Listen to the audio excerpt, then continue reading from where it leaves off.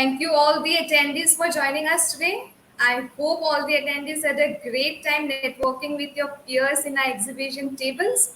If you have not visited yet, you're definitely missing the opportunity. However, no worries, the platform will be open till 5 p.m. today so you can start networking.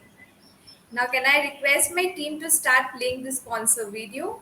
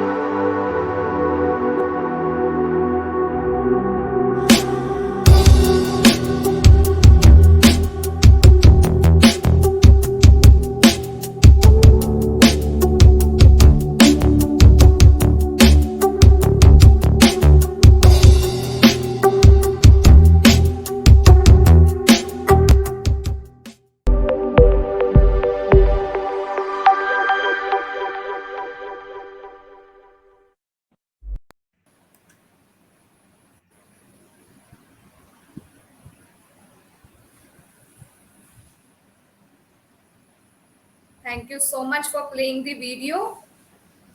Hello and a very good afternoon to all of you. This is Twinkle here, and it's my pleasure to welcome you all on behalf of Solar Quarter and First View Group to a virtual event on SolarRoofs Market Outlook Sri Lanka 2021. Let me briefly take you to an overview of today's event. SolarRoofs Market Outlook Sri Lanka 2021 will offer an in-depth overview of market trends, growth drivers, key challenges and opportunities in PV rooftop segment, and will brief you about the technological developments and market growth opportunities on the basis of current national landscape. This webinar is organized to bring exchange knowledge on Sri Lanka's solar energy market with key companies having similar commitments and business areas of solar power, market trends, regulations, and competitive landscape. The event will bring together key decision makers, project developers, OEMs, EPC contractors, equipment manufacturers, industry experts, financial institution and project advisors, and will have an excellent interactive session, Q&As and leading keynote presentations. Now I would like to take the pleasure and thank our sponsor, Sungo Power Supply Company Limited, for joining us today. Thank you for extending your immense support to organize this event. Attendees, please make a note. Please start posting all your questions in the Q&A box and we can take up those questions after the panel discussion.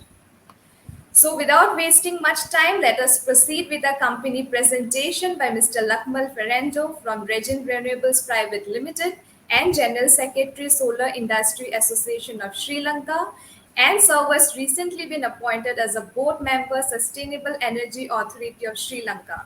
Many congratulations, sir, and the screen is all yours. Thank you, Twinkle. Thank you very much for giving this opportunity for Solar Industries Association and SEA to project the future outlook of solar industry in Sri Lanka.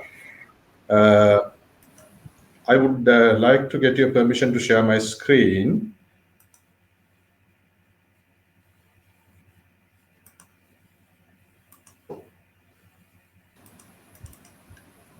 So you can share your screen. Right, okay.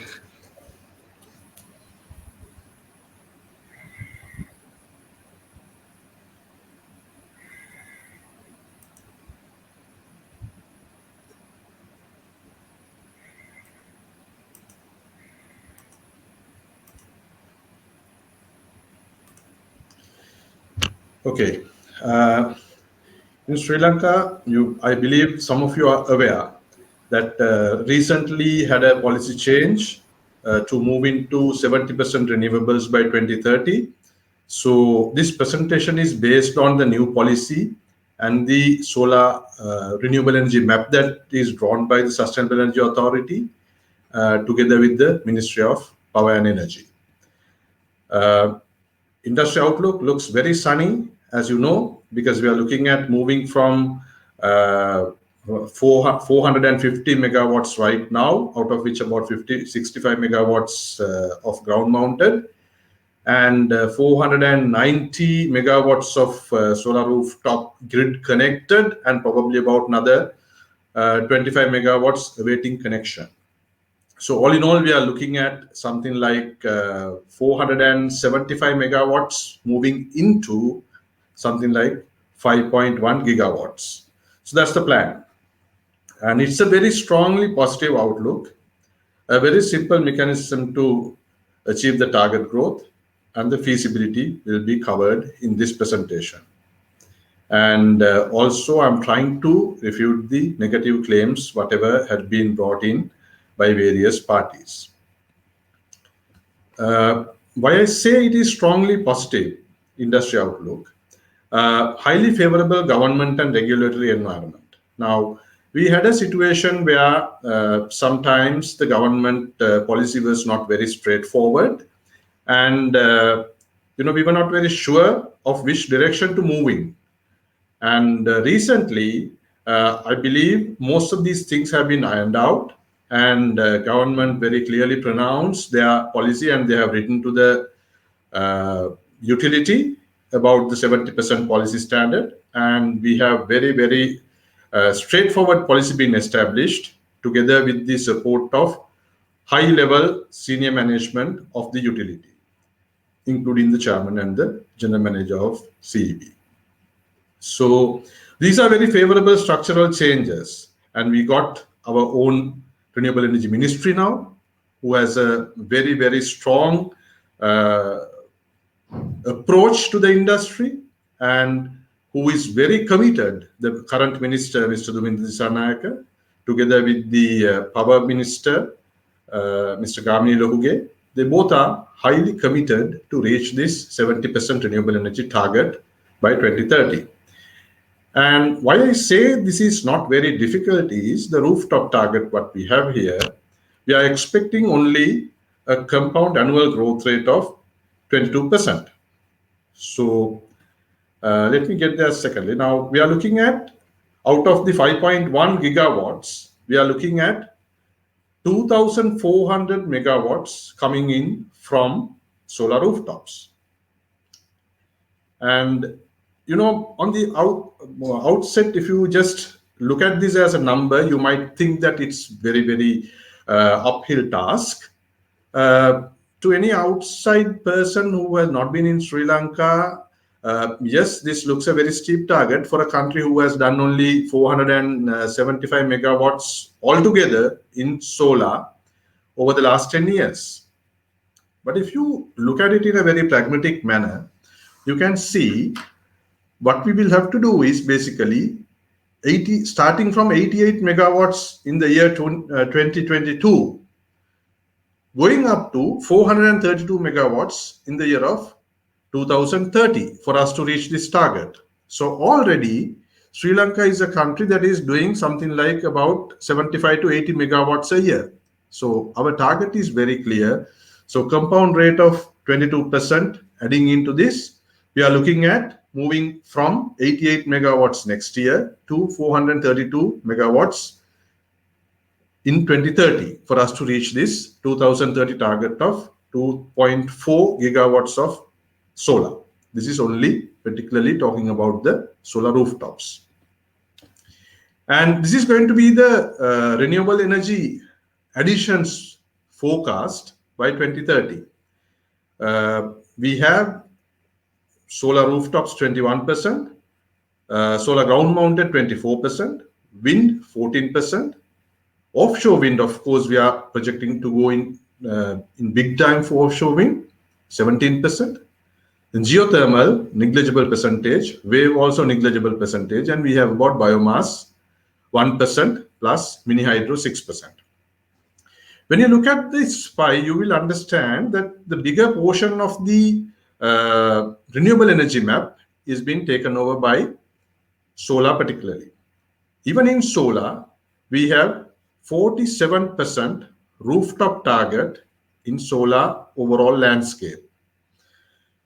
And why this is possible and why this is very simple.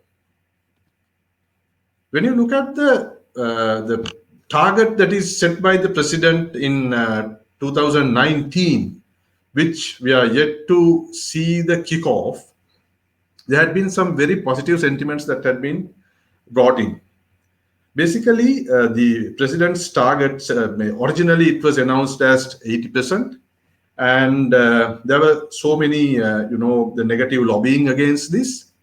And as a result, we ended up at 70%. But in the back of your mind, you should know that we have committed for 100% renewable energy policy by 2050 in all energy sources, not only in electricity. So in order for us to get to 100% clean, 100% carbon free in all energy sources by 2050, we should achieve at least 100% in carbon free in electricity by 2040. So how to get there, the roadmap, all those things are being done right now. And 70% target legislated this year, a month ago, the Secretary of Power Ministry had written to the utility, Ceylon Electricity Board, confirming that this is the government policy. Now it is legislated. And we have a very, very strong presence in the renewable energy regulatory level by way of bringing in a new renewable energy ministry and bringing in a new complete set of officials to make this 70% target a reality. And also the last long-term generation plan that was produced by the utility was rejected by the Public Utilities Commission, which is the regulatory body of Sri Lanka, because it had only 50% renewable energy as against the government's target of 70% renewable energy by 2030. So these are all positive sentiments that are coming in terms of regulatory terms. And favorable structural changes in energy systems. Now this one you will understand when we have large centralized energy systems as against small distributed energy systems, how it will function. My first diagram in purple color, you will see one centralized,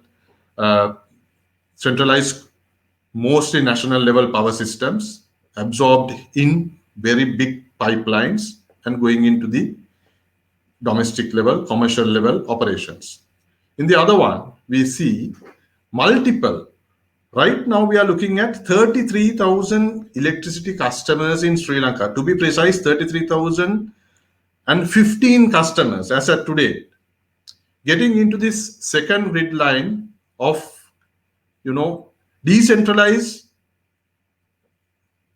prosumers. We call them prosumers because they have become producer as well as the consumer. So this is scattered all around the country, everywhere, and pumping energy to the grid in both ways. So they are becoming green customers and they are energy using in one way and they are pumping to the national grid on the other way.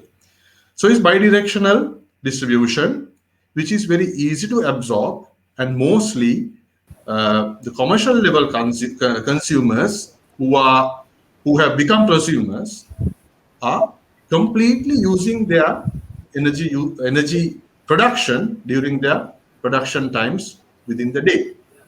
And domestic customers, of course, they use a portion of it during the daytime, and the majority of it is pumped to the grid, and then they import energy from the grid in the afternoon or in the evening. So we have active consumers with very large participation in the country right now. And the energy costs. Now, this is something that we will have to be very seriously looking at. If you look at the last two lines, you will see solar rooftops. We have the number, what I have indicated there was wrong. It's 200, not 200, it's 390 megawatts. Our average price is 18 rupees and 60 cents. And solar ground mounted systems, we have an average of 15 rupees and 60 cents. If you look at already grid connected average, it is even 17 rupees and 40 cents. So all other energy sources, including coal, is given to the national grid at a very high price compared to renewable energy, predominantly solar. So this is why we say it is very important for us to move into solar, particularly rooftop solar. It is well distributed and we can absorb it in the provisional level.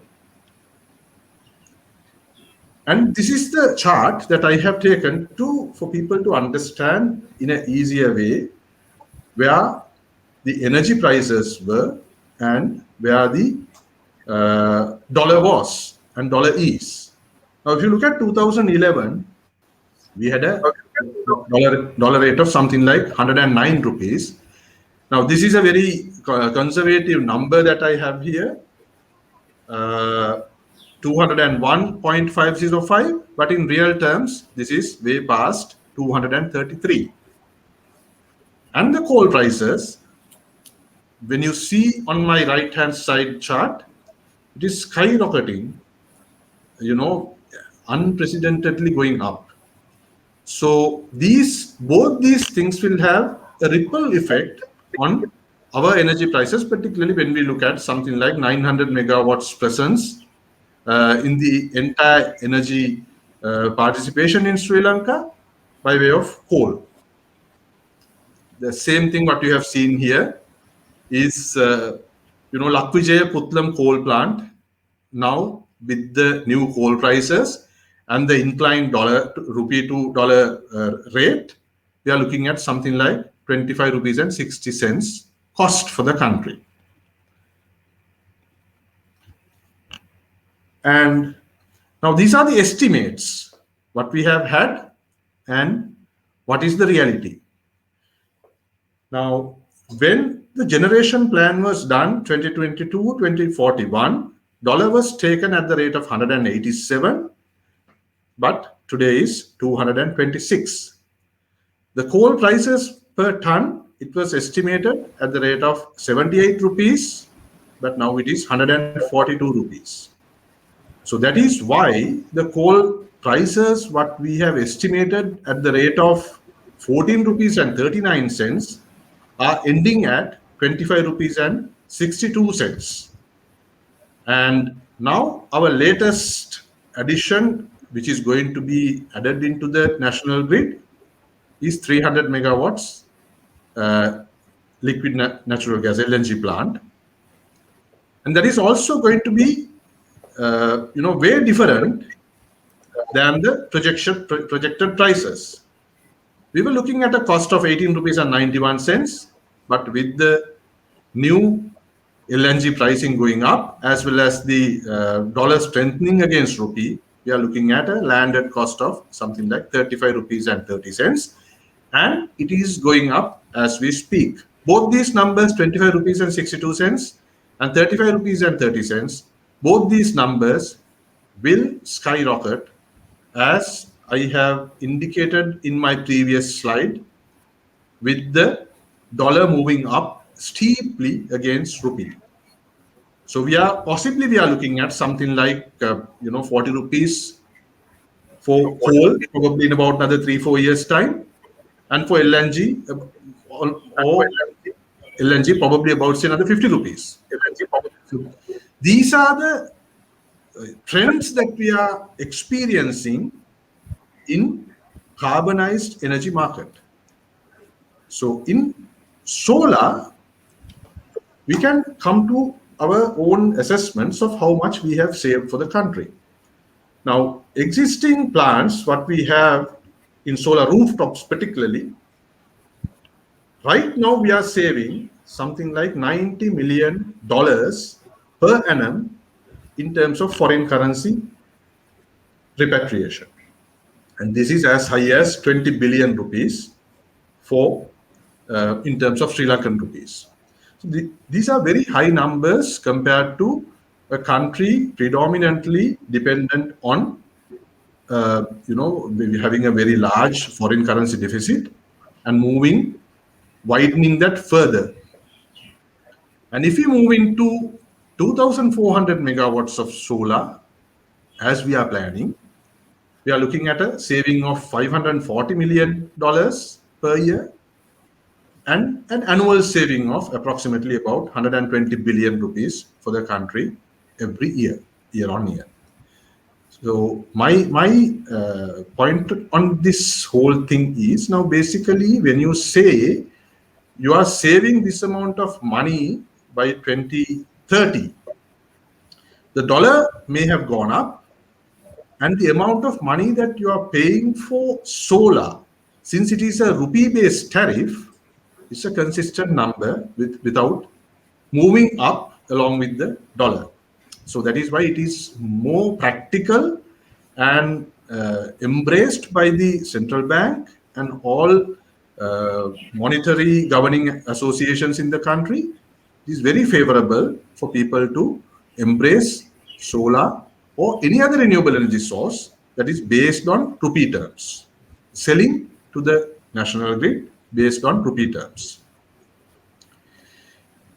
and fastest deployment of solar rooftops. Now we have seen uh, we have seen about 300 megawatts of solar tenders coming into the Sri Lankan market over the last 5 to 6 years. Out of these 300 megawatts, so far, uh, around 50 megawatts have been grid connected. Whereas the solar rooftops, where there is a feed-in tariff is in place, we have grid connected almost 400 megawatts of systems. And the time duration taken for a reasonably large solar rooftop project can be anything between 4 to 6 months. There were instances that people have even done it within a couple of months, depending on your financial strengths and the accessibility that you have and various other labor-related matters. So you can see very clearly small-scale ground-mounted solar project from the approval stage to commissioning, it takes anything between 12 to 18 months. There were instances sometimes that this has taken over 3 months also. So you can see why solar rooftops can deliver more. It's obviously highly scalable and we can finish the project in a very, very short period of time. And now this is the benefit cycle that I'm speaking about: financial security, energy security, zero capital cost for the government, and energy democratization, that is the prosumer base. You become an owner of a power plant, can be even 2 kilowatts, 3 kilowatts, 5 kilowatts, or it can be even as high as 2.5 megawatts, 3 megawatts on functioning on your roof. And the employment generation, we are looking at approximately about 7,500 employees employed in the solar industry directly and indirectly well over another 5,000 people. So this comprises engineers, if you look at it's about 1,200 people, and technical staff, again about another 2,800 people, and non-technical staff, another 3,200 people, and ancillary service providers and everyone together about another 5,000 people. Altogether about 12,000 employment had been created by doing 400 megawatts of solar projects over a period of approximately about 9 to 10 years. So employment generation is massive and it's environmentally friendly, as you and I, everyone are aware and agree, and the economic benefit is coming back to the country. So these are some of the things that I have listed: economic benefits, employment generations, annual saving billions of rupees, as I have explained in my previous slide. And renewable energy is cheaper, which has been very, very clearly established in black and white, and large number of entrepreneurs. Now, as I have said in one of my earlier slides, 33,015 customers have embraced this solar rooftops so far. And we are looking at 6.5 million customers in the country who are awaiting grid connection if the environment is conducive. And zero cost to the government. None of the projects, whatever is being done in Sri Lanka right now, is sponsored by the government. There are few the governmental institutions who have gone into solar by getting money from the treasury, but majority of it is completely funded by prosumers, including into this 33,000 cluster. And energy democratization, payments directly to the individuals, households, and small businesses and medium and large scale businesses. It's coming directly to their cash flow. And it's environmental friendly.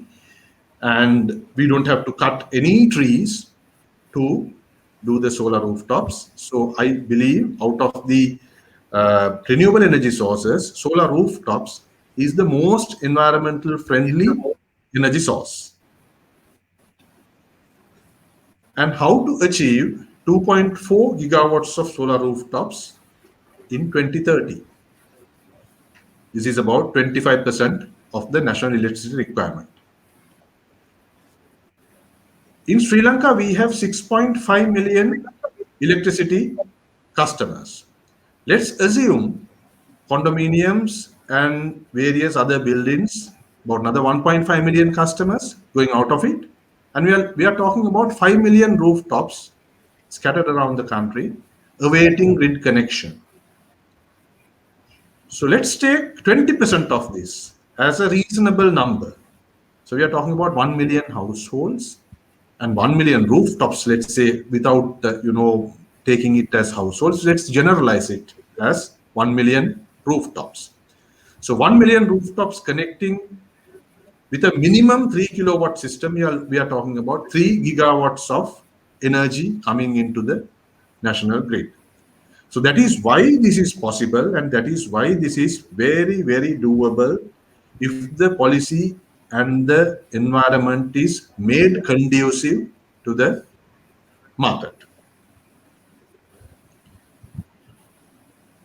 Now, right now in Sri Lanka, we have about 300 plus companies operating, but officially, let's say it's 250 companies operating in Sri Lanka with over 12,000 workers, but I have taken only 10,000 workers.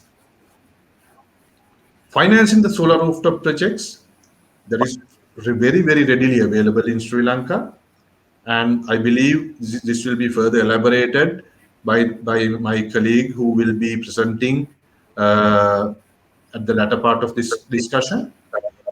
And 22% annual growth rate starting at a low base of 400 megawatts is very, very doable. As I said, it is starting at 88 megawatts and ending at 432 megawatts.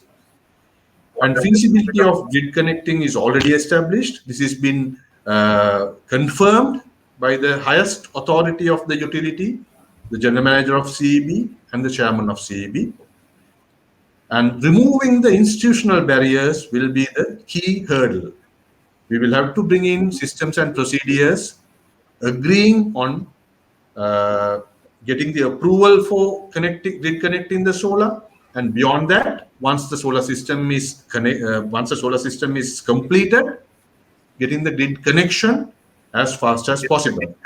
As I have said in my previous few minutes, we are probably having something more than 25 megawatts of rooftops awaiting grid connection due to various reasons. Probably due to COVID, some of the depots are not being operating, and sometimes even using this as an excuse, the COVID as an excuse to move forward. So those are the barriers that we will have to overcome. But these things are being discussed at very high level with the utility, and they have agreed to give solutions to make this sequence standardized without moving it from location to another location. Make a standard procedure of how to get the approvals and how to connect the systems to the grid without having it on the basis of individuals. Now, people say high percentage of solar power in the grid is impossible versus the reality. Now, this is the curve that has been created for the 2030 demand. So as you can see, currently our demand, actual peak demand, is starting around 6 o'clock in the evening, and it is moving to 8 o'clock till midnight by the year 2030. So this is the time that we will have to get ready to inject more and more solar energy to the national grid to curtail and supply the daytime demand of the energy. So this is why it is very, very feasible.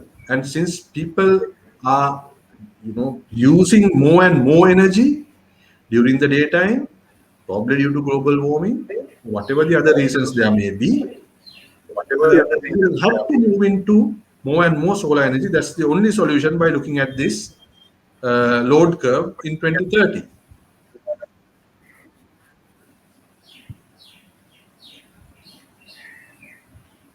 Now, when you look at the solar map of Sri Lanka, you can see generally in most of the places we have very high irradiance levels.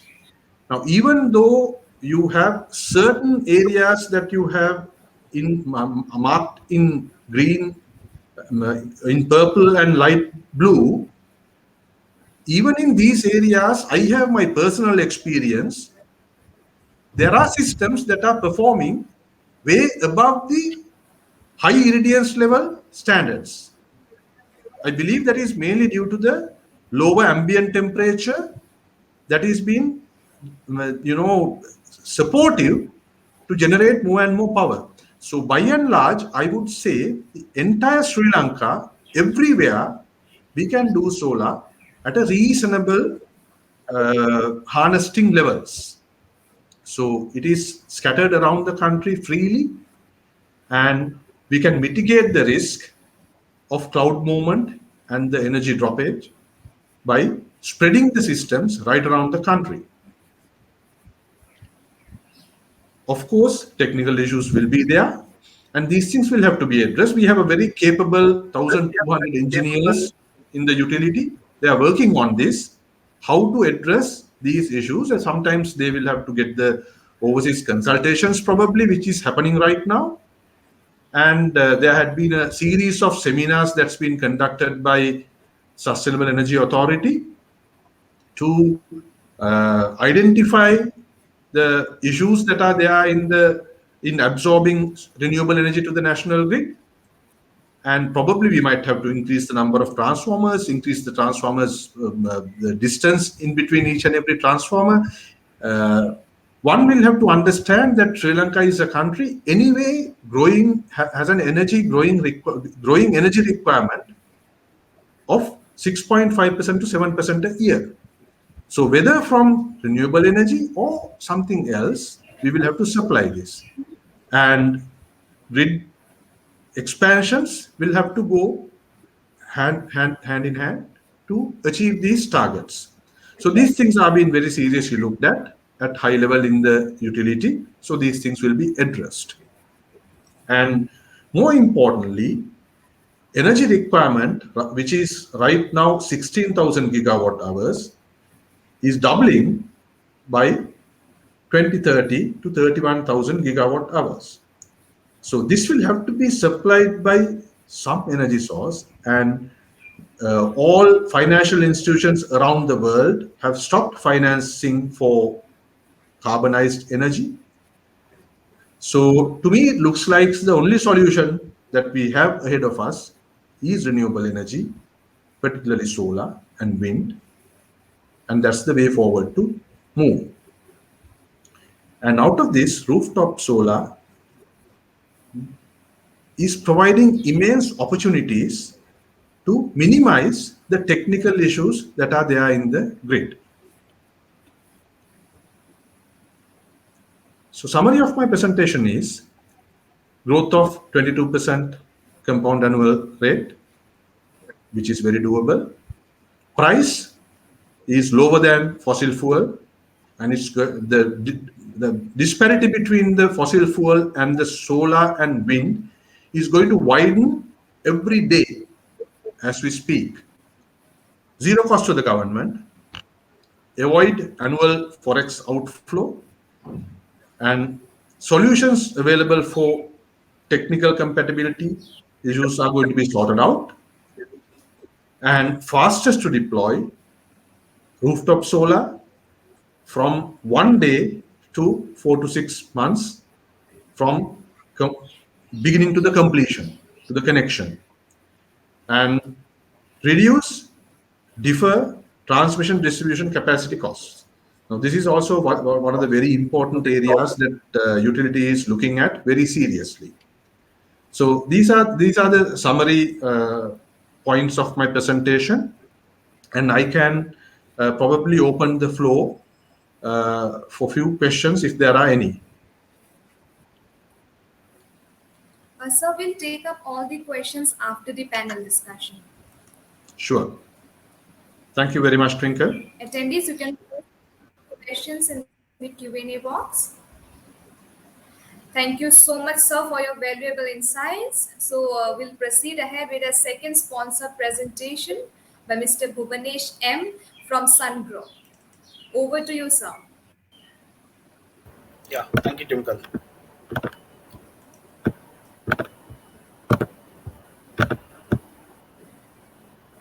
So is it viewable, right? Yes, sir. So you can present your screen. Yeah, Vepa. Hi, yeah. Good afternoon, everyone, and thank you, SolarRoofs team, for organizing such a wonderful platform. And I welcome all the panelists for this wonderful session and all the attendees who are actively present here. So to begin with, I just wanted to represent SunGrow in this platform and just to give a brief introduction of SunGrow Power Supply Company as a global and globally what we are doing and what we are doing in other in doing in Sri Lanka as well. So to begin with, so who is SunGrow? So SunGrow is a company which is the most bankable inverter company in the world, which has more than which has 100% bankability for the past consecutive 2 years. The source is from Bloomberg, and the same is expected for the consecutive third year. We are awaiting further for the reports. And this is our extensive global footprint, which you can see. We have a presence in almost 150 plus countries and almost in all the major countries and all the regions, and with 200 plus service outlets to cater our customer support for after sales customer support, and with the capacity of 185 gigawatt plus installed capacities across the globe. So you can see some of the breakups which you have mentioned here. In Europe, we have 14 gigawatt of plus of supplies, and in Middle East region with 3 gigawatt plus, and in India, you can consider South Asia, it can be already reaching 10 gigawatt now, and in North America with 12 gigawatt, and in major is with China with 125 gigawatt plus, and this is some of the worldwide installation photos which you wanted to show. And being a, like SunGrow is a company which has been driven by technocrafts. See why we use this technocrafts is, see, we are majorly like focus on the products and the solutions for the customer based on the innovations. So if you see like the world's largest factory, which has been owned by SunGrow, is with 90 gigawatt of annual production capacity, which is a segregation of China factory with 80 gigawatt and India factory with 10 gigawatt of manufacturing capability. And this is our core technology, as I mentioned. So we invest more on our R&Ds to on the innovations and based on the market needs to optimize and to work on LCOE basis. And we are just investing more than like 8.7 percentage of our R&D invested on the R&D, and 40 percentage of our personnel are employed in R&D, and more we accumulate more than in 2020 alone we accumulated 3,100 plus patents. So coming to like what we do in SunGrow India. So SunGrow India, we started our operations in SunGrow India from 2014, and wherein like we slowly moved into like 2017, we have crossed our 1 gigawatt of shipments in India, and slowly we set up this manufacturing factory in 2018, and started operations of manufacturing for domestic market in India and support on the nearby South Asia markets as well as export to US and other countries. So in 2019, so SunGrow has started exporting, as I mentioned. So we in 2020 we have achieved already 5 gigawatt of shipments, and by 2021 now we are reaching 10 gigawatt of shipments in India. So this is some of the rankings which has been done by Bridge to India and EQ, which has been the last year.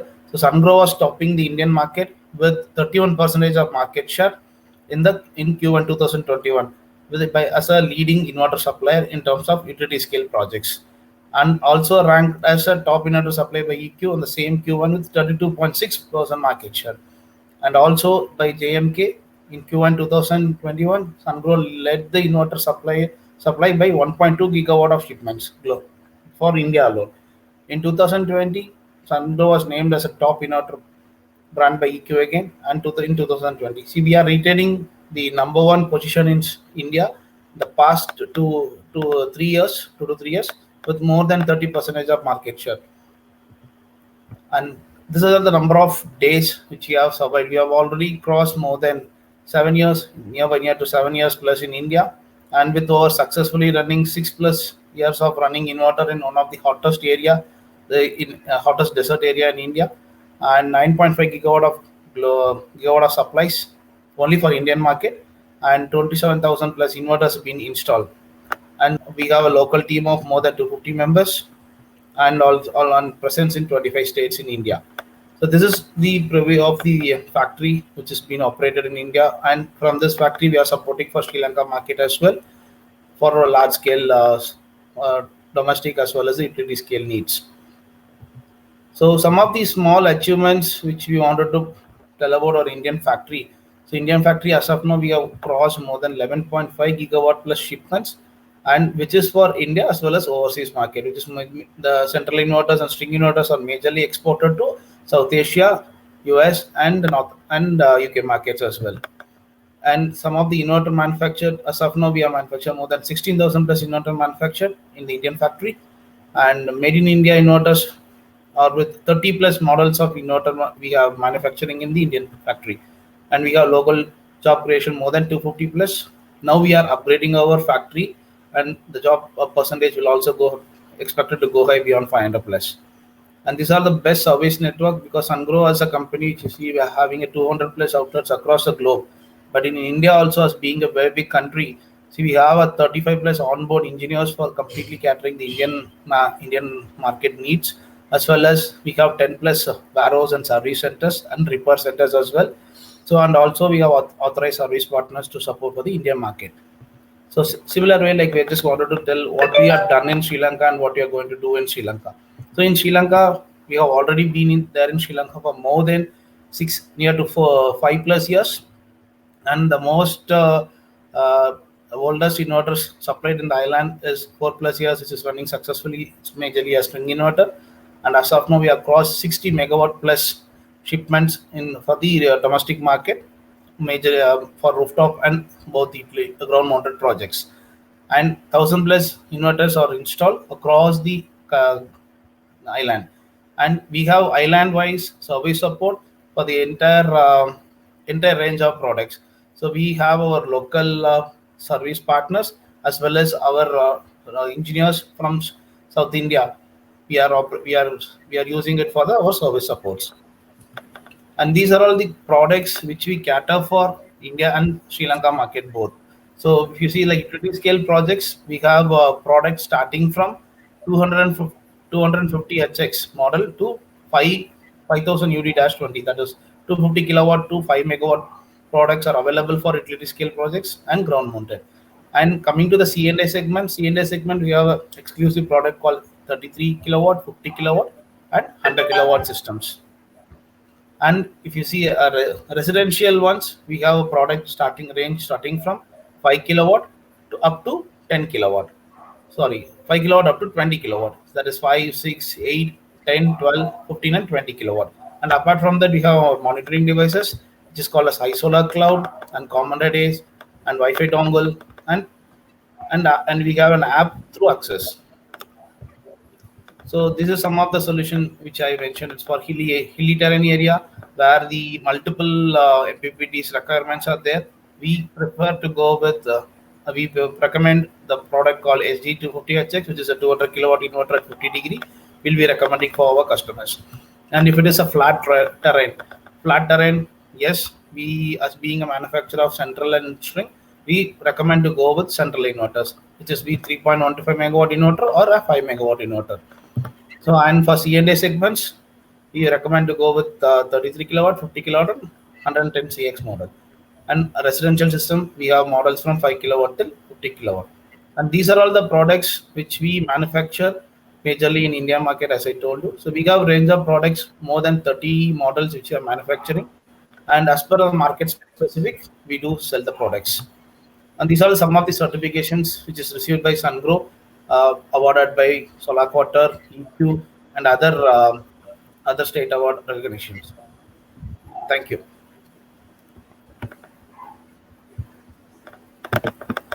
Over to you. Thank you, Bhuvanesh, sir, for the insightful presentation and setting the tone for today's program. So, without much delay, let's proceed with our most awaited panel discussion on SolarRoofs Market Outlook, Sri Lanka. Session expert join us today are Mr. Padmanatha Podivara from Pan Asian Power PLC. He will also be the moderator for this session. Mr. Lakmal Fernando from Regen Renewables Private Limited and General Secretary, Solar Industry Association of Sri Lanka and board member, Sustainable Energy Authority of Sri Lanka.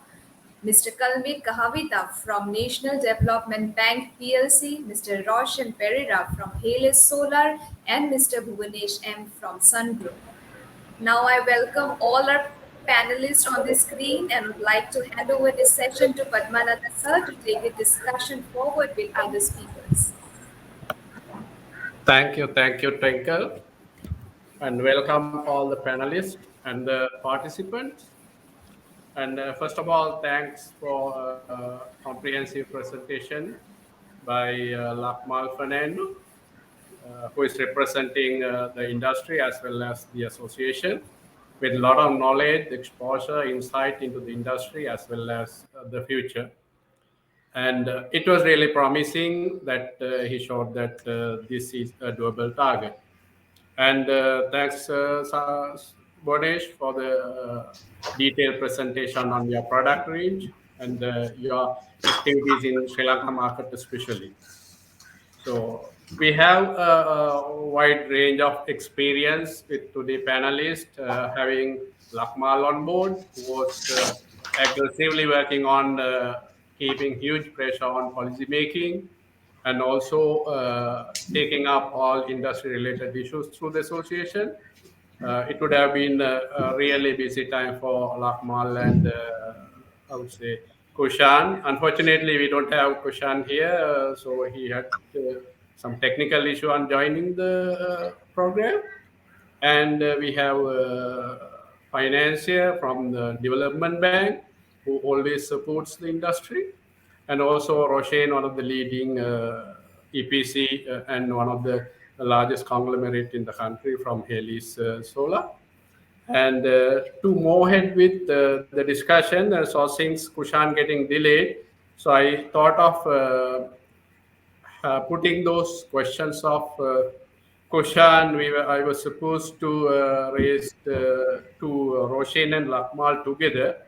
Uh, I think we better start with the policy related concerns, because we know any power sector in any country, any part of the world is highly regulated.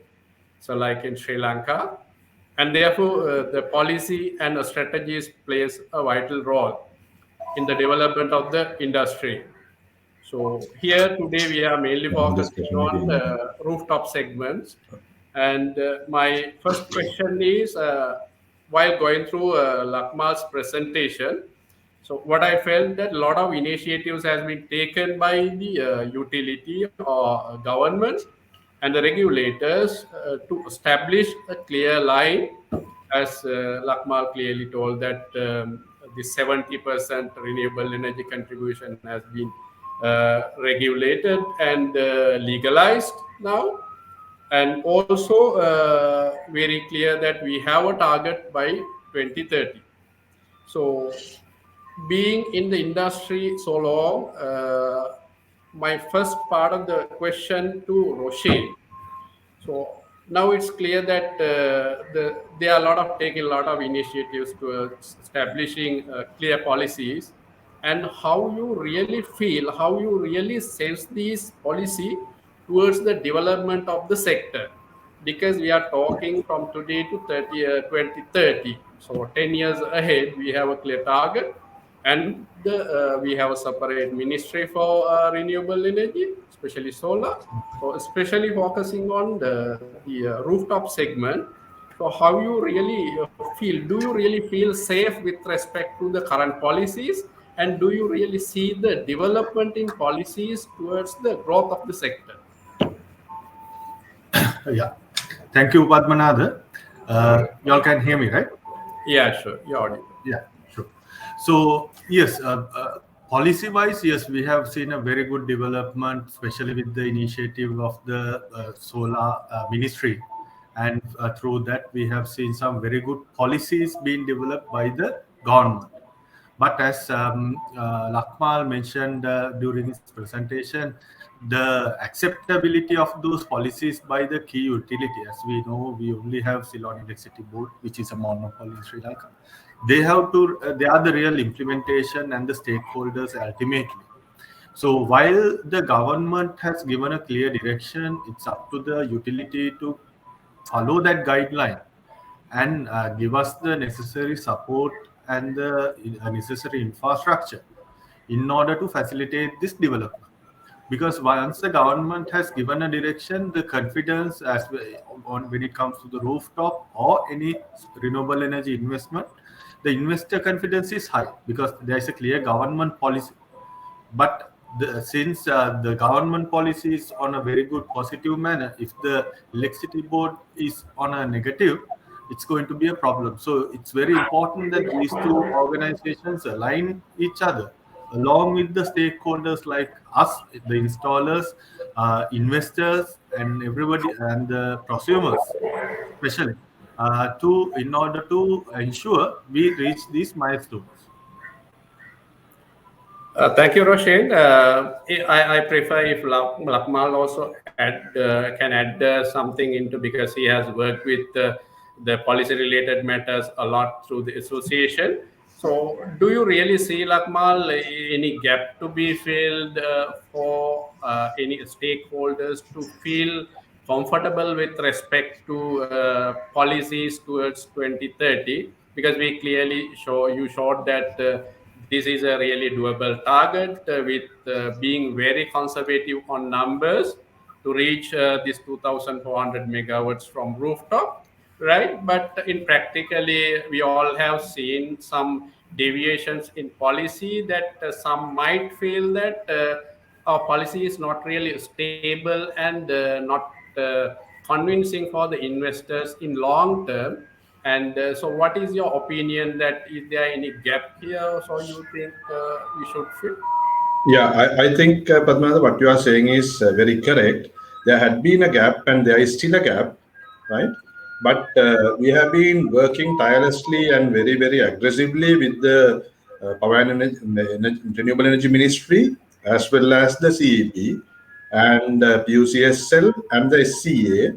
These all four bodies have been very, very closely coordinated, and we are working on bringing in some timeline agreements.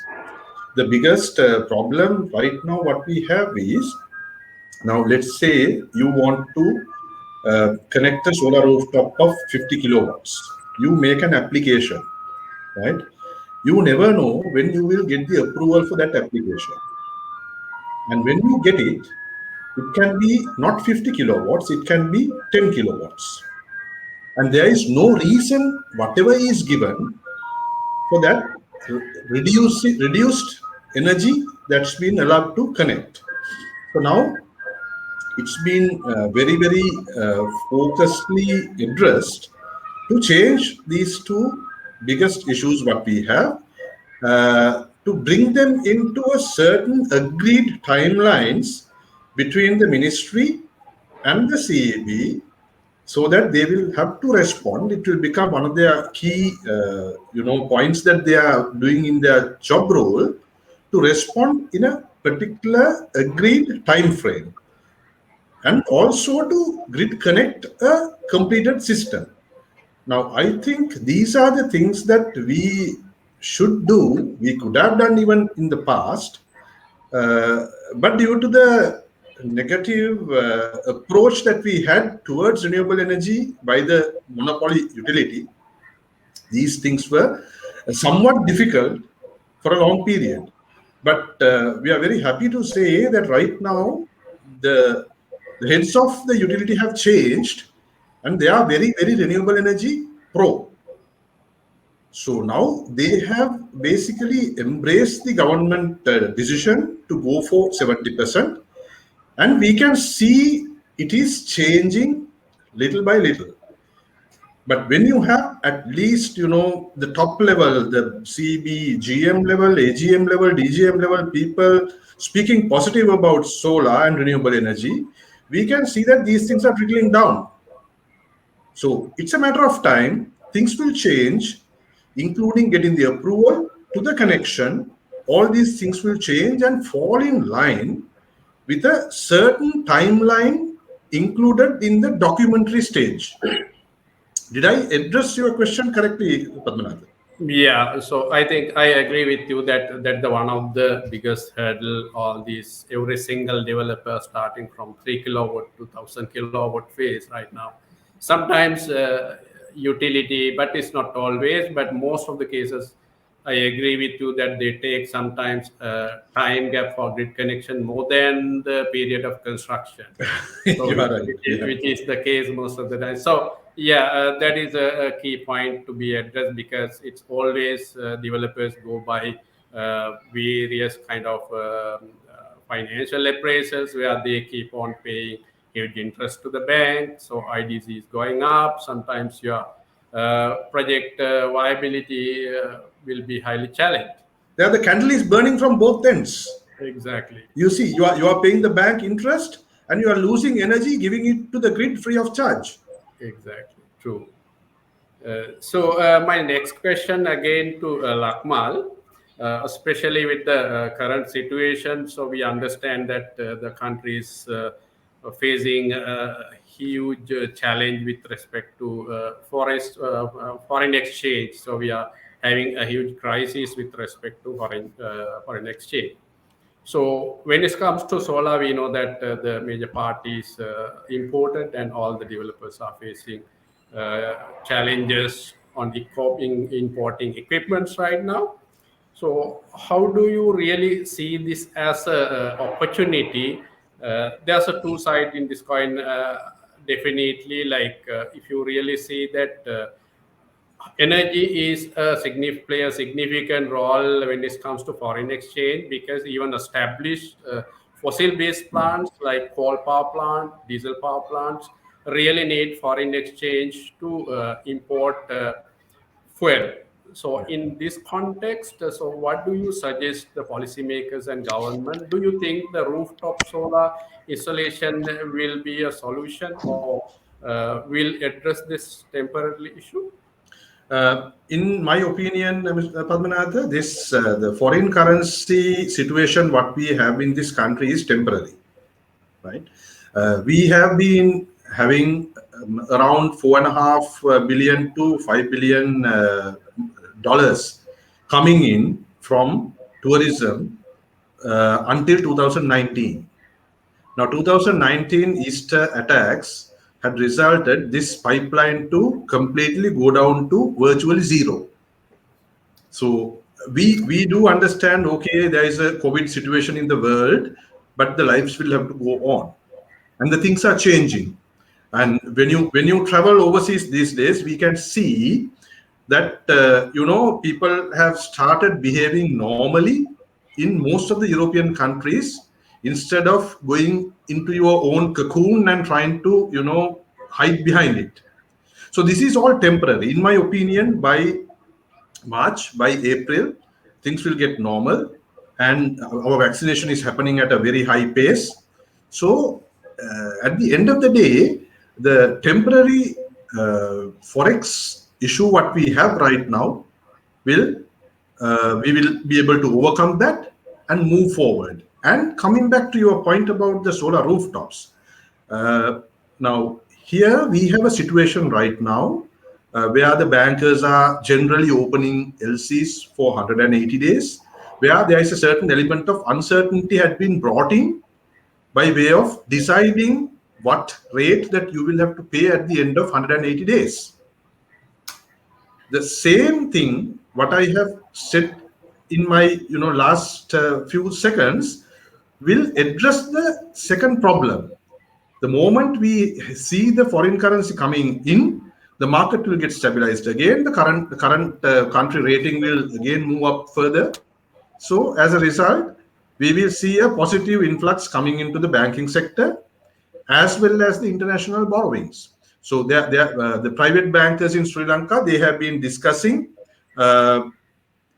in global level to get the private funding for the bankers, because they have not had this provision for a long time, and it's been opened up, and now they are in discussion to get renewable energy funding, basically not just funding for renewable energy funding. So each bank who are very aggressively marketing renewable energy, I would say within the next 6 to 8 months, will bring in about $200 million to this country, particularly to be used for solar projects. So out of this, the money that is going to come in, majority of them will be used for rooftops, because that is the easiest and the fastest deployable renewable energy model.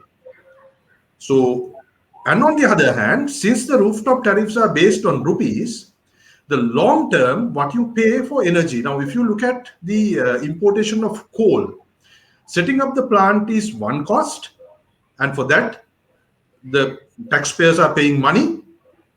And on the other hand, every month we end up paying a colossal amount of money in terms of foreign currency that is repatriated out of this country, which we don't print. So I believe any renewable energy source that is being added to the national grid and paid by way of a rupee tariff is the future for us to overcome most of these issues what we have in the energy market. Thank you, Clear Lakmal. So your point is basically we should more focus on long-term benefit, where this is somewhat temporarily, and going forward, once you establish a renewable energy-based power plants, so you are completely independent of forex issue. Compared to the fossil fuel-based power plants, it has both capex and opex is linked to the US dollar, right? You're spot on. Yes. So my next question, now we are clear, Roshan, now we are facing the consequences of COVID, and from last March onwards, so country was closing several times due to number of waves, and you are the EPC, leading EPC spread over the country, where you do projects from 3 kilowatts to 5 megawatts roof in a single roof, which we have seen. And my question to you is, with this COVID situation, we know that market has changed a lot of challenges for consumers, investors, importers, equipment suppliers. So you are dealing with all these parties. So what is your experience and how you really face this COVID pandemic, COVID post-COVID situation? What's your strategy, and what's the feedback you get from the purchasers or the client, and how you really maintain your growth? Yes. So mainly, as you correctly said, there are actually four main stakeholders. One is the supplier. Number two is the EPC, that is us. Number three is the client, and number four is the utility. So let me start with the supplier. So we have seen with the COVID, the solar panel prices in the ascending trend since then, and especially the shipping cost going up significantly. Shipping schedules are very erratic. So this supply chain has become a big issue when we are planning projects. And not on top of that, we are faced with the forex issue that we just discussed. So opening up LCs and everything has become very difficult. We are so somehow now we are getting a little used to that, and we've been able to forecast a little. Earlier when we could have done a 1 megawatt project within 3 to 4 months, maybe now we need about 5 months if we don't have the necessary materials with us in stock or sailing level.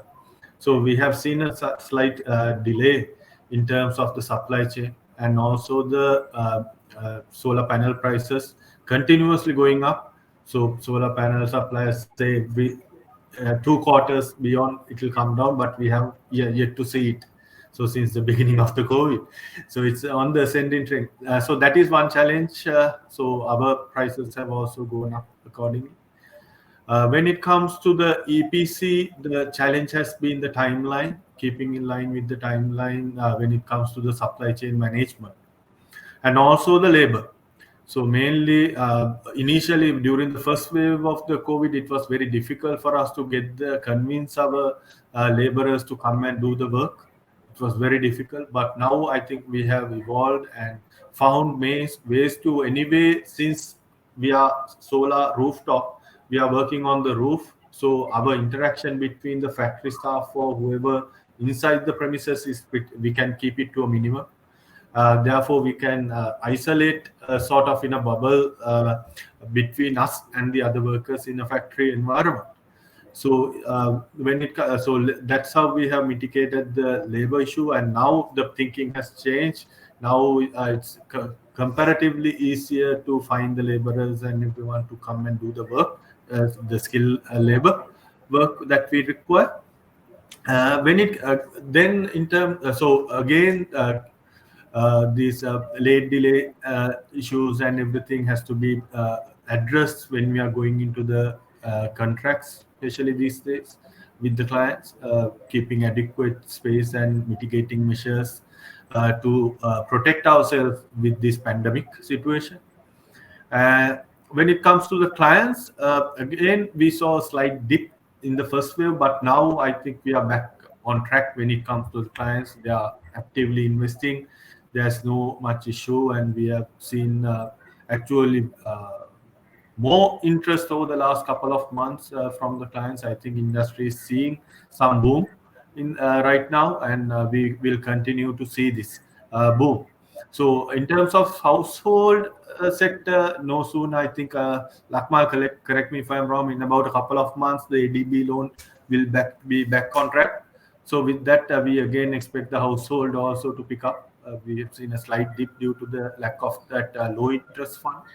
Only a small drop. Some people are still going with other offers and whatever the personal loans that are available.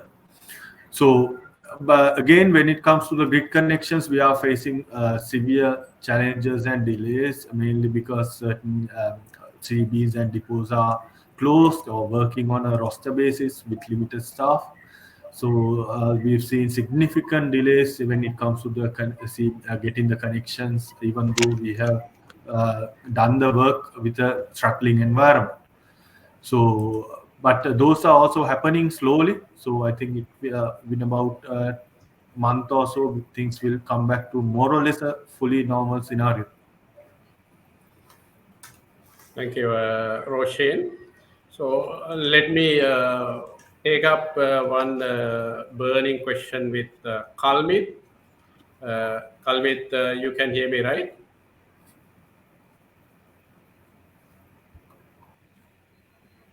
Kalmit, you are muted.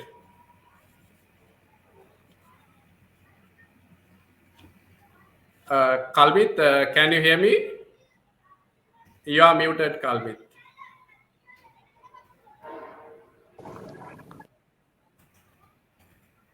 Kalmit, can I take a question?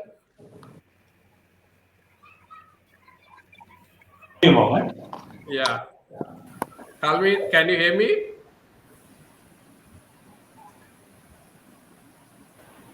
Kalmit sir, we are not able to hear you.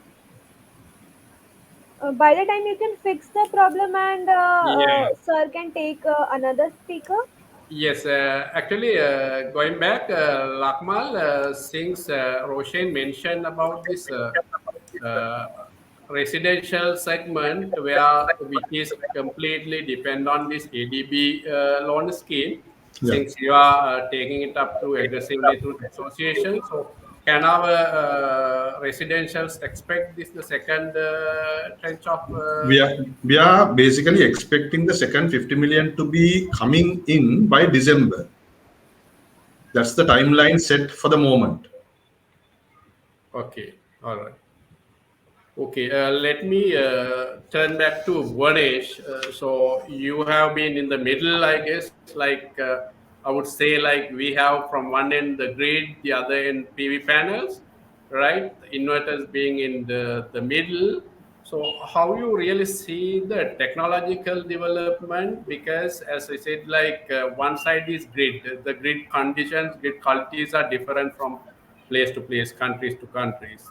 And also we can see that you have to always be in line with the evolving, the technology evolvement in the solar PV panels. So we have seen, we have been using 450, 500 watts up to 550, but we can see a lot of new cell size has come to the market with 210 millimeter cells, with a larger size of panel, which can go up to 650, 660 watts. So, what has been the inverter as an inverter manufacturer? So, how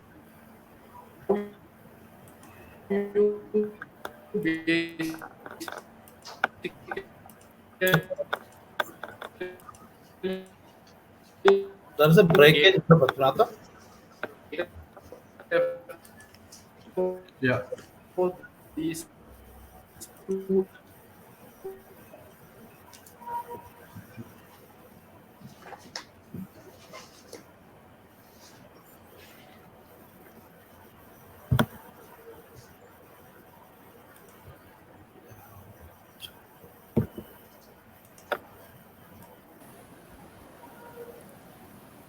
I think we are facing some network connection issue with Padmanathan sir. Lakwal sir, I think you can continue. Sorry? We are facing some Yeah, issue with Mr. No, I'm Padmanathan Patrinatha. okay. sir. I can hear well and clear. Yeah. you can hear me? Yes, yes, yes. We can. Now, yeah, Okay, I Bhunesh, got your. you got my question? Yeah, I got your question, and thank you for your question. See, since the industry is evolving, and right now the tariffs as well as the cost of other components, majorly on the PVs and other BOS, are keep increasing. The inverter industry is what we are doing is we are just trying to optimize and levelize and try to meet the LCOEs. See, as per the questions raised, what are the technological growths which we are planning up right now for the upcoming years in 2020-22? The industry is going up on regular string inverter advancements. So now from the capacity what we are in right now is 220 max, and now we will be going up to 320 or 350 kilowatt peak of kilowatt inverters, which is going to come in the market, and that actually will be suitable for the higher watt peak modules as well, which eventually has a 650 or 660 or 700 watt peak modules, wherein like the current ratings of the modules has to be met by the inverters, so that the modules can also be optimized in terms of the structures costing, the weight of the structures will also come down, so that it's all about optimizing more. So what we are planning up for the technological growth, what we are doing it on inverter wise is we are just increasing the block sizes of inverters from capacity from 220, and now the roadmap is towards 350 and slowly towards 500. So wherein all the inverter ratings will be capable enough to cater the higher watt peak modules with the current ratings of input MPPT current ratings. The MPPT current ratings will be 40 amps. Right now, we have been planned for to meet the requirements of 650 watt peak modules and even higher, because wherein the watt peak of modules, the 650 watt peak modules in series would make you up to 18 max amps, and the into two series it may be go up to 36, but still we are registered with 40, and we have a future growth to move up to 60 amps also. So however the watt peak of modules keep growing high, the technology advancement will be keep going on, and and the inverter technology also moving towards on the higher capacities to bring down the redundancies, and also to bring down the cost on the BOS. So since inverter is being a heart of the machine, so the BOS savings will be maximum through the inverter. So that is what the major focus we are working on now. Thank you, Bhunesh. I think Kalmit having some problem with network issue, I guess. Kalmit, can you hear us? Okay, let me take the next questions to Roshan. Roshan, now we have seen a lot of development in technology, especially in the solar PV panels, and also we can see some developments in the inverters as well. Uh, but when you really do a project, finance a project, we understand that the most modern technology always available at a premium price. But when it comes to the life cycle cost, and what is your opinion on selecting the best technology, or how do you really look at the levelized cost of electricity when you do an investment and when you advise to your customers? Yeah. So, as we know, when we take a solar panel in solar power investment, the panel takes about 50% of our investment. So, when it comes to the solar panels, we have seen, as Bhuvanesh told, a way massive range and development coming in very fast. When it from the traditional 72 cell, now we have the half cut 144. Then the cell sizes becoming different. Therefore, we have now the 400 watt range, we have the 450 watt range, 500, 550, and now, as Padmanabh said, 650.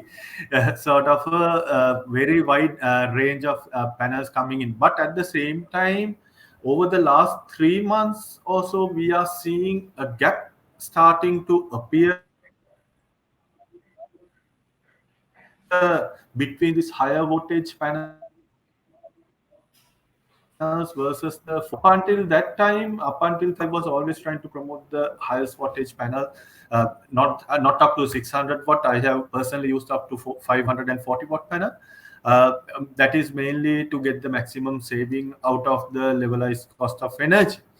But at the same time, what we have seen, Bhuvanesh, is I discussed this last week also when Solar Quarter arranged this presentation. The inverter manufacturers are lagging behind a little when you compare with the solar panel development. That is mainly, especially now. Last time when the Trina Solar told, their amperage is 18 amperes. So most of the inverters, MPPT support 20 amperes but have two slots. But here there is no use of a second slot. There's only one slot that can be used. So inverter manufacturers can optimize accordingly and bring the inverter price down if they design it properly, where it will really bring in a saving to the end client, because ultimately those MPPT points are redundant. They won't be utilized at all ever. So with that way, we can see there can be certain amount of savings that can be uh, uh, coming through the inverter suppliers if they really go aggressively with their designs and come along with the solar panels. So this is something that I have seen and experienced, and also then coming on to the rooftop aluminium structures and everything again, that is on the ascending trend, unfortunately, due to the current pandemic and the prices going up. But when it comes to ground mount, it's still very competitive. We can import some good competitive prices for the ground mount segment. Yeah, so that's mainly my input, Padmina. Yeah, good point, Roshan. I think, Bhuvanesh, so it's very clear that it should not be a development or a technology evolvement only by panels or only by inverters. So to have a best levelized cost or a life cycle cost, I think all these equipment, mainly inverters and panel, they should actually parallelly develop their project so that we could best utilize the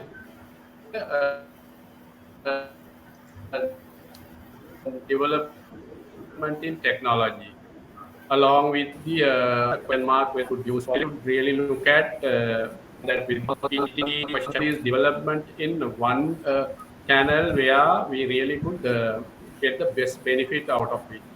So, anything to add, Bhuvanesh, on the how what is your cooperation with the development in solar PV market, and are you really taking feedbacks from those in your developments? Are you really following the developments of solar PV panels, or you are going isolation, developing your product? Oh, it's thank you. Like, it's us answering to Mr. Rosnais Parara's question. See, we are parallelly working on the developments based on the market trends. So, along together with the modules as well. So, as I mentioned about the right now the technology is going towards 210 mm 650 watt peak panels. So, wherein the current rating, as you said, is 18 amps. So now the number of inputs per MPPT what we are providing is two inputs. So and that now we are increasing the MPPT currency. Right now the products which we are supplying Sri Lanka are all with 26 amps of MPPT current. So that is based for 40 watt peak models. It is more than enough. Now we have increased that already to 30 amps in our inverters right now, which is running in the model current model. And the upcoming ones, which I told 350, we are upgrading that to 40 amps. So it is already been levelized based on the market needs, and also the optimization is happening based on the size of the inverters. So now the size of the inverters what we are developing is similar to the size what is available in 100 kilowatt, 200 kilowatt, and also in 350 kilowatt range, and the weight also remains the same. So there are a lot of aspects because inverter is being a core heart of the system. So it is the major part which decides the BOS on the AC side majorly. So we are focusing on those aspects to bring down the cost savings for the customers, as you said, as a LCOEs. So this is what the technology trend which we are following right now. Good. Thank you, Ganesh. And move to Lakmal. Lakmal, can you shed some light on the new development in terms of policy over use of solar with storage, at least for residential market? So, what is your experience with the development among utility and also Sustainable Energy Authority? Now you are a director there, so I think if there is any requirements of giving the industry inputs, I think you are in the best position now to take these new developments into the market. I think Yes. there was one of the key concern from utility also that they wanted to take out this residential from the peak hours. So I think this will be one of the best solution for that. So what is your opinion, and can you share us with the industry development? What we have proposed was Padmanatha. Now, when you look at the battery based domestic solar systems, still it's going to basically move into a twofold pricing when you add the batteries. So the original proposals from CEB research team had been to offer a new tariff for people who are willing to come out with battery based domestic systems. So now the system has been approved, but there is no tariff still because in a broader perspective, now utility has agreed that there is no problem to add more energy to the national grid by way of domestic or commercial rooftop solar because they have enough capacity to absorb it. So, according to the statistics and the data that we have, gone through, until we reach 20% in the national grid by way of solar, the battery is not necessary actually. The only problem that we are facing is the voltage issue. Now, the voltage issue, we will have to this the transformer systems what we have in the national grid. Maybe we will have to relook that and develop into a different scale, like probably placing transformers the distance can be reduced, and then absorption can go into like places like in Australia or in Japan or anywhere else where they are using smaller transformers in a more frequent manner. So those things will be addressed in the network expansion plan of the utility. But right now, there is no feed-in tariff for battery-based domestic or commercial systems. But there are about, say, about 25 systems done as test beds, and it's been observed for the last 2 years This was actually a project funded by UNDP, and it's been observed for the last 2 years, and it's been functioning in a very, very successful manner. So the system is there. It's a matter of time for them to come out with a new tariff, new feed-in tariff for the battery-based domestic or commercial systems. So it will automatically kick off. And also we are projecting right now per watt, the battery price is something like 8 rupees and 50 cents. So we are expecting this to go down to about 3 rupees and 50 cents by 2030. So obviously, like the same thing what had happened to panel pricing some 10 years ago, which was $1.50 a watt, like now it has come down to 30 cents. So similar thing will happen for battery also, and it's going to be a win-win situation for all parties to move into battery-based solar systems and make a more stable grid. You're on mute, Padma. You're on mute, Pag. Thank you, Lakmal, for the comprehensive and detailed answer. And for the sake of saving time, so let me move to Roshan, since we don't have Kushan here. And so now we understand, Roshan, now this is a very different industry and we are in a different business.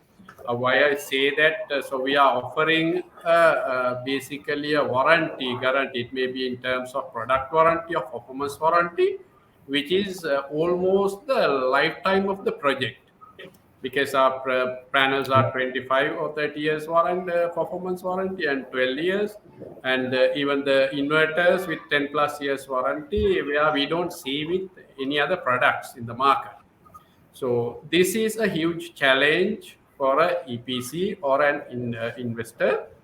So how do you really follow these quality standards, because that's basically define your reliability. Because if your plant is reliable, so then you know that your commitment to your customers are met. So Yeah. otherwise, being in surviving this market on a long run, it will be really challenging with the long-term warranty requirement.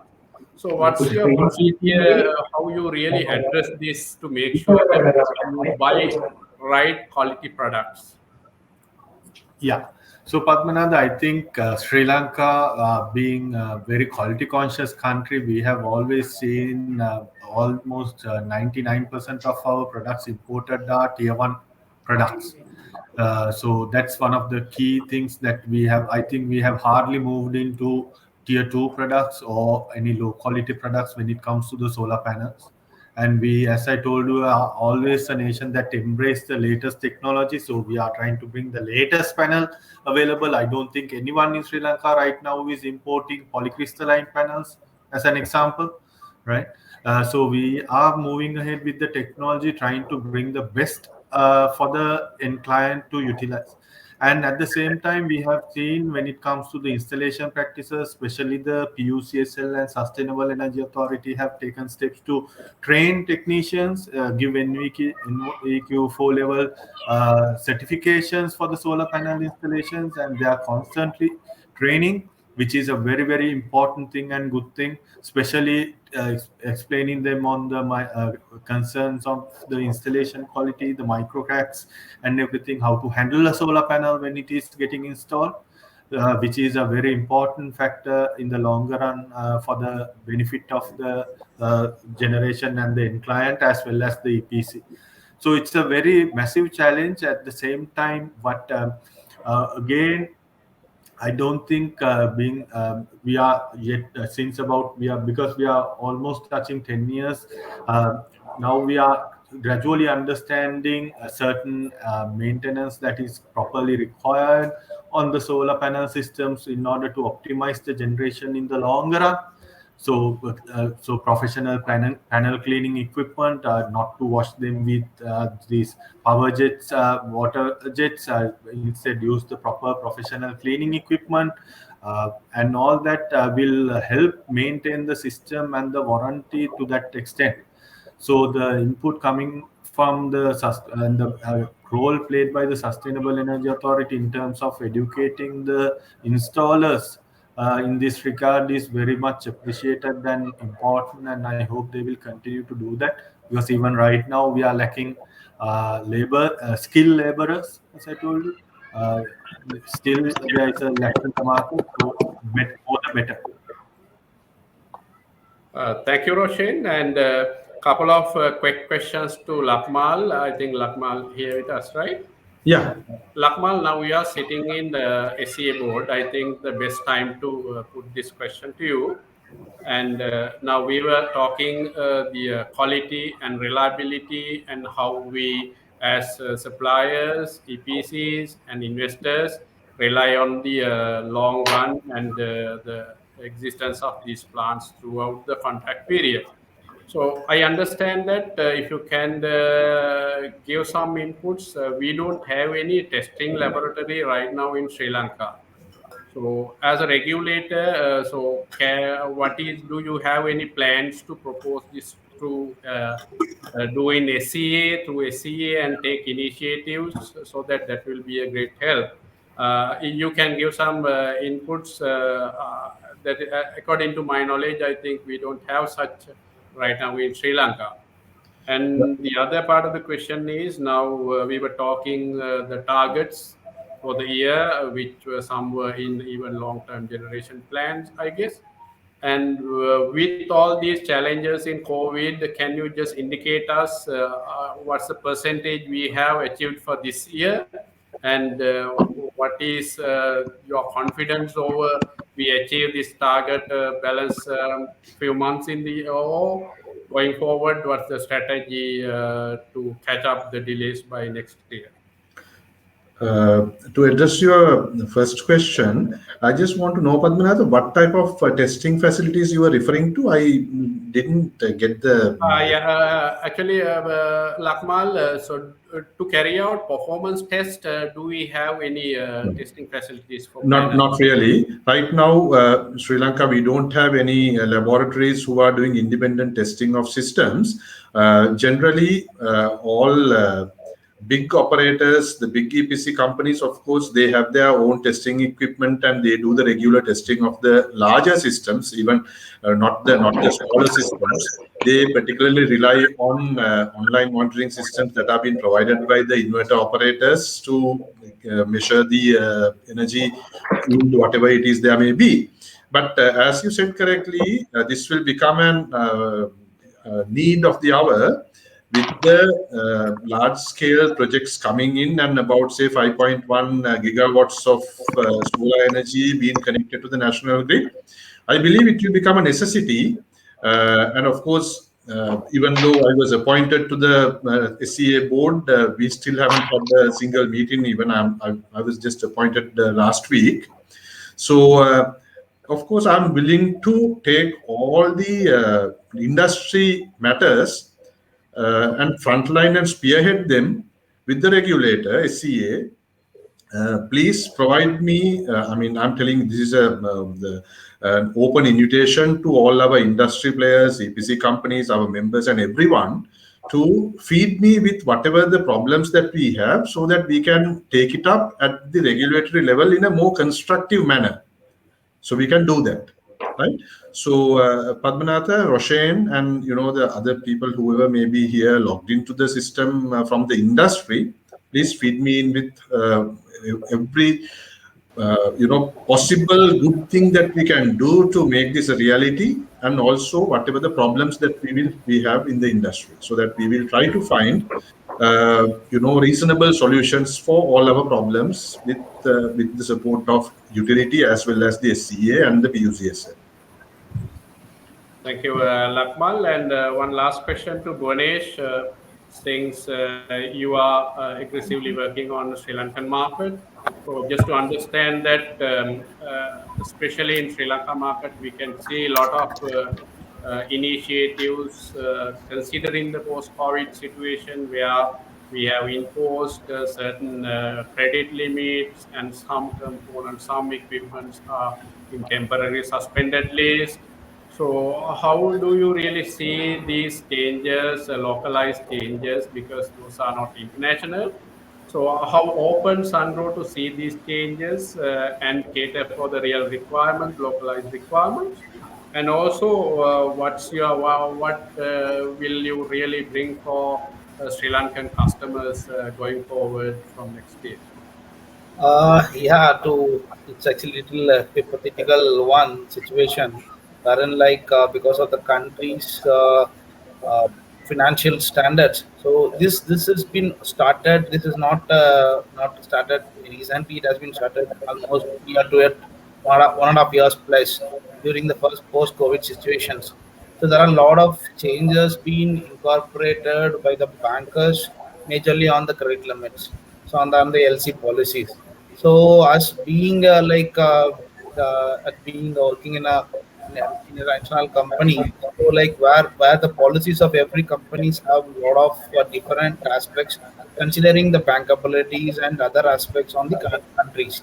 So to answer, like, see, we are specifically taking a strategic approach on these aspects to cater the Sri Lankan market needs, and to certain levels we have some certain restrictions as well, and we are focusing on, yeah, only on the certain products where we can able to pass on those benefits as per the country's demand. So now we are doing it, and also coming up to the US, forex exchange rates implications in the market. So on the expectations on the price levels as well is going in a different way. So both aspects, like we are also trying working on a new strategies right now. So because this impact is not there in Sri Lanka, or it's there in globally in several developing countries. So we are working on a strategy wherein, like, to support customers on basically on the credit limits on the LC basis, and we have started doing that already for Sri Lanka market, and we still eventually do it for the future. Thank you, Bonesh. And so, can we try one last try with Kalmit? Kalmit, are you there? Yes, I am here. Am I Okay, audible? great. Okay. Okay, great, Sorry about Kalmit. this technical issue. Yes. Yeah, we understand. And to before wind up, a couple of questions to you because you are one of the important person here. So end of the day, we have to go back to bank for financing any project. So Yes. especially with the current situation, so as we know, Kalmit, about 70 to 80% of the value of a solar power project is based on the either imported equipments or raw material, right? Yeah. So Yeah. everybody's question is what is the price or the exchange rate for dollar tomorrow? When can we open an LC with LC at site terms? And also how we can get a booking for our rates, and also how we really can cost our stocks. So, as a banker, so what is your suggestions and how you really advise the industry players, EPC companies, given the current context in the country? So, how bank would really look at these concerns? Yeah, Padmanabh. Actually, let me give a small background about my bank. I'm actually representing National Development Bank PLC, which is one of the premier development bank in the country. And we actually were in the renewable energy sector from the beginning, actually from early 2000s, where the mini hydro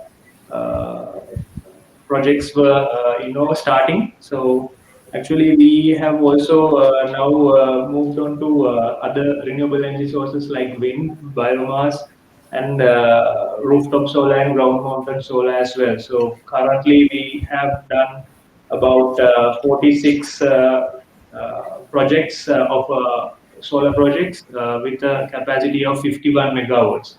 So we know uh, uh, basically the ground realities in the rooftop solar segment in the country at the moment, including the ground mounted solar, because of these the issues that we are facing with the opening of LCs and the inability to open forward bookings and all those things.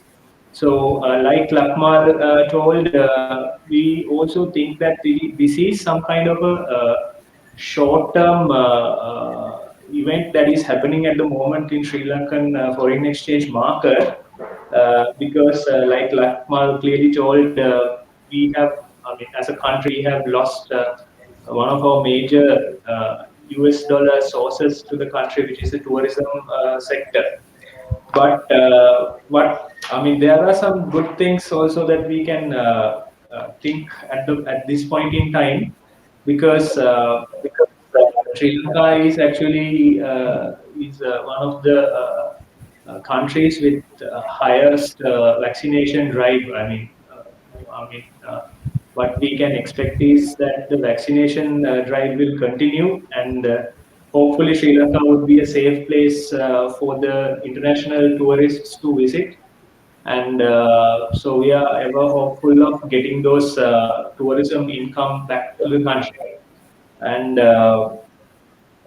so these foreign exchange rates, what we are seeing at the moment, is not likely to be continued at these high levels for a longer period of time. But we cannot basically think that this it will come back to the pre-COVID levels just like that, because the macroeconomic outlook in the country has changed. True, it is partly because of the COVID impact, like any other country in the world. But there are some other macroeconomic factors that might affect the time required for the country to go back to the pre-COVID levels when it comes to the USD and their exchange rate. Why I say is that we have for a short while seen an increase in the worker remittances going up. This is in accordance with the external sector performance that was published by Central Bank of Sri Lanka in June. I mean, for the period up to June. Although we have seen an increase, it might not continue like that, because some of the employment opportunities were lost, and so we might see a reduction in that source. And although the exports of the country has gone up, the trade deficit has actually widened.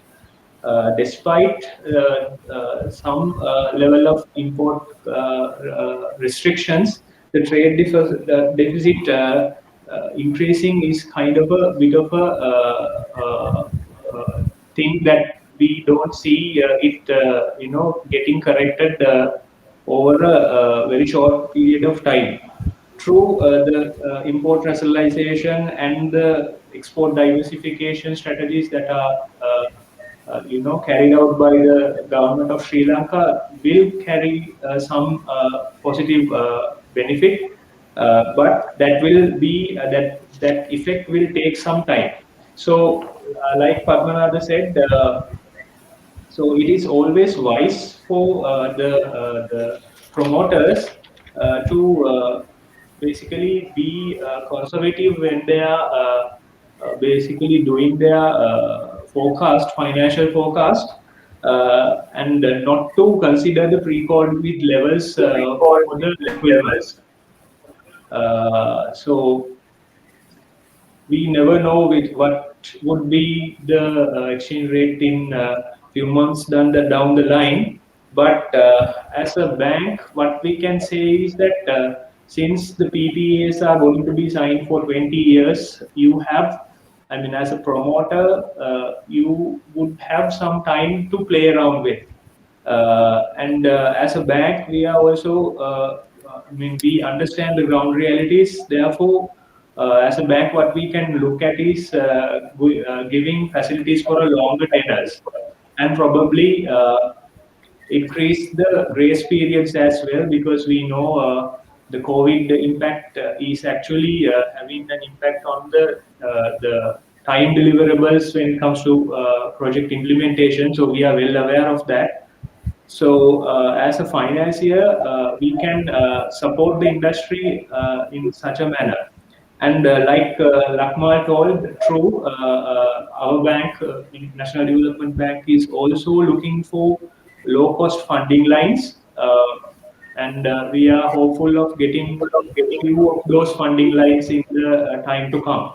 So that will be not only for the renewable, not only for the rooftop solar segment, but it is most probably going to be on the entire renewable energy projects. So all renewable energy projects will have some kind of a lower interest rates. I mean, we can expect that to happen in the coming few months.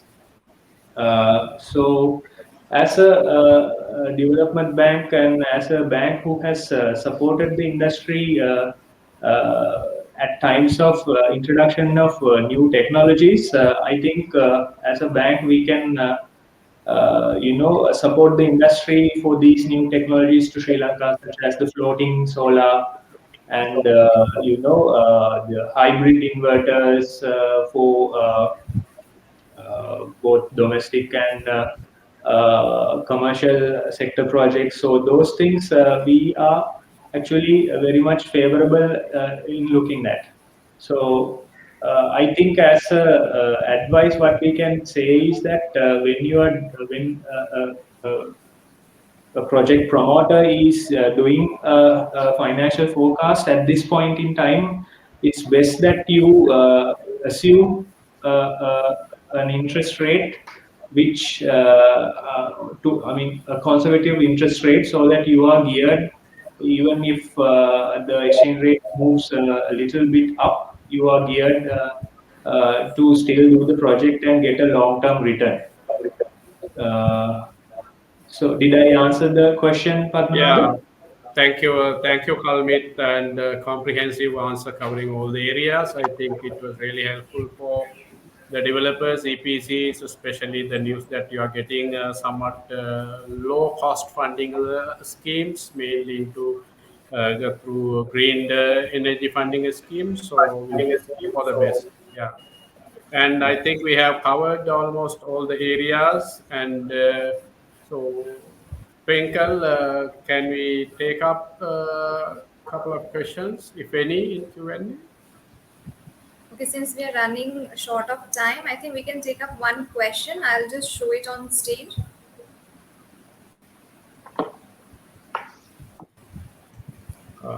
Yeah, so let me get Lakmal and Roshan's input on this. So idea is like whether our grid is capable to handle more solar power connected to it, or else do we really need to go for smart grid, which is really capital intensive. So, what is your opinion like without any grid improvement? So, have we connected the maximum possible solar, or how I, long we can go with this grid? And also, is it really worthwhile for utility to spend more on the grid enhancement and upgrades? Because, as Lakmal clearly told, the cheapest in the world is renewable energy now. I have actually personally sent some messages to Jeremy while the session was going on. But for the knowledge of the wider, the people who have logged in, I will just give my little bit of an input there. Now, right now, we are less than 1% in the entire grid of Sri Lanka. So the utility has virtually agreed until 20%, until we get to the 20%, there is no problem. So, and the other question that they have raised here was, now they are saying that it is expensive. What is cheap? That is my question. So our energy requirement is growing at the rate of 6 to 7% every year. And whether we like it or not, for the customers' demand, we will have to supply this energy from renewable energy or hydrocarbon-based energy. So now the government has come to very, very clear consensus that our energy requirement will only be fulfilled by renewable energy, and they have gone to the extent, if necessary, to shut down the Norachole coal plant step by step. So we are speaking about that level of renewable integration coming into the national grid. So I think anyone, whoever is saying that this cannot be done, will have to learn from the market trends and adapt to the modern world. Now, same way how we all have adapted to the new normal in the COVID scenario, medical field will have to adapt to it, and engineers will have to adapt to the new normal of the renewable energy space in the world. So it will happen. So I'm not saying that people don't have to learn, they know everything.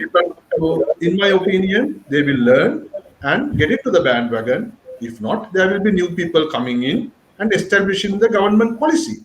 Simple as that. I think answer is much cleared. So I think for the sake of time, Twinkle, and thank you for the great opinions and contribution by the panelists and sponsors, Sangro, Bunish. And thanks to all, and over to you, Twinkle. Thank you, everybody. Thank you very much, all our esteemed panelists, for such an insightful session, sparing your precious time and extending your support for this event. Padmanatha sir, thank you for your excellent job on moderating this panel.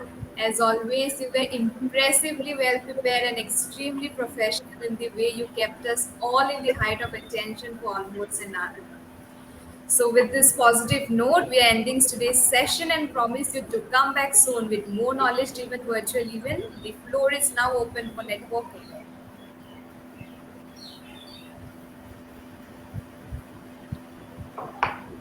Thank you. Thank you. Thank you. Thank you. Thank you, everyone. Thank you, Padmanatha. Thank you, Tinkwell. Bye bye. Okay, bye.